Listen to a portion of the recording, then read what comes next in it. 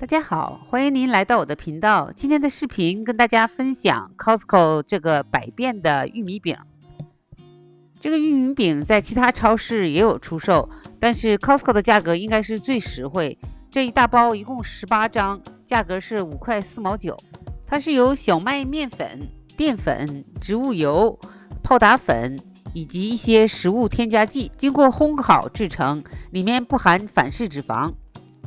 这个玉米饼配搭着一些蔬菜奶酪，可以变换出很多的花样。无论是作为快捷的早餐，或者是给上学的孩子带午餐，都非常的方便。在这个视频里面，我会和大家分享4种非常简单的做法。第一种是马铃薯芝士内馅的薄饼。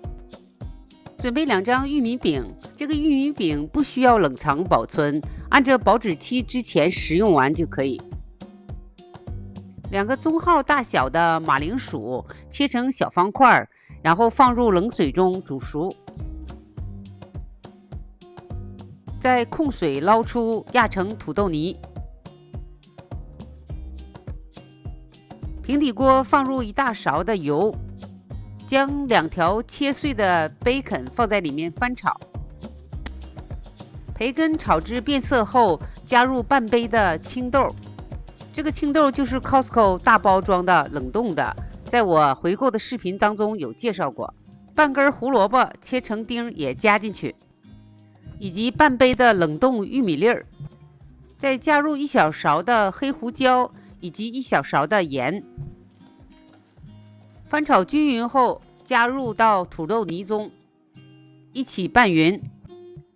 不粘锅再放1小勺油，放入玉米饼。先在半张饼上抹上1大勺这个意面酱，撒上马苏里拉芝士条，在上面均匀地铺上土豆泥馅儿。煎1分钟后，从另一侧折起，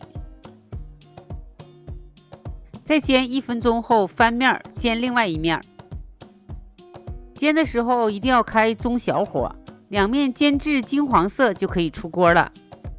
将煎好的玉米饼从中间一切2半，里面的芝士土豆泥内馅拌着外面酥脆的饼皮，真是太香了。再换一下内馅，做一个鸡蛋火腿的薄饼。3粒鸡蛋打散，加上1小勺的盐。准备2张的玉米薄饼，取2、3片的这个火腿片，将它切成小丁。Costco 的这个1组2盒的这个火腿片非常好吃。再将半根胡萝卜也切成小碎丁。平底锅先加1大勺油，将3粒鸡蛋煎熟，然后锅中再放入1大勺的橄榄油，放入1张玉米饼，煎半分钟之后，放上1半的鸡蛋火腿馅料，再撒上一些芝士条。从另一端卷起，再煎1分钟就可以了。从中间切开，这个味道比较像馅饼，口感比马铃薯馅的要清淡，味道也是非常的不错。再做一道类似中式的盒子，我用的是芹菜粉条做内馅。先将1小把的这个马铃薯粉条用清水泡软，1小把的糖芹连叶子带梗一起洗净，切成小碎丁。如果没有糖芹，可以用西芹代替，我是比较喜欢糖芹这个叶子的清脆味道。不粘锅放入1大勺的油，爆香2大勺的蒜泥，然后将泡软的土豆粉放入里面翻炒，再加入2大勺的清水以及1小勺的酱油，适量的加一些盐和胡椒粉就可以出锅了。将炒好的马铃薯粉拌入芹菜碎中，将玉米饼铺开，铺上1半的粉条芹菜馅料，在另一侧抹上1大勺的韩式辣酱，用1大勺的面粉兑水调成面糊，在饼的外圈均匀的涂抹一下，然后对折，将饼捏紧。这样一个简易版的菜盒子就做好了。这样做好的饼胚就可以吃了，但是味道还不够到位，要煎过以后才更加的酥脆。这次我用的电饼铛来煎，电饼铛上放1大勺的油，预热好之后选择手抓饼档，将2张盒子饼胚都放上去。用电饼铛就无需翻面，直接用上下面一起煎就可以，但要注意火候，不用等到电饼铛的警示灯响起就可以出锅了。这样做出来的中式卷饼实在是太好吃了，内馅换成韭菜鸡蛋，那就是韭菜盒子了，想怎么发挥都可以。最后再来一个这个玉米饼的基础做法，火腿芝士卷儿，还是用 Costco 的这个火腿片以及切达干酪片。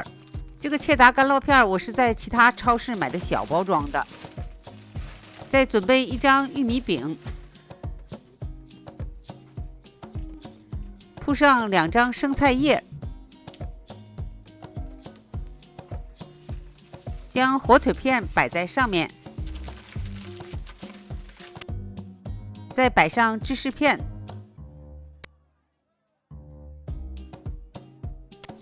然后从一侧卷起来就可以了。